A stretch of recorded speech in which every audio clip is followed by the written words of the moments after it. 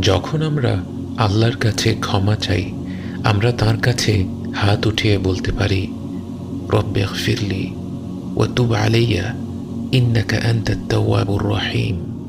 হে আমার রব, আমাকে মাফ করে দিন এবং আমার তওবা কবুল করুন। নিশ্চয়ই একমাত্র আপনি আত-তাওয়াবুর রহিম। আবু দাউদের হাদিসে বর্ণিত আছে, নবীজি সাল্লাল্লাহু আলাইহি ওয়াসাল্লাম কখনো কখনো এক বসায় এই দোয়াটি 112 পড়েছেন।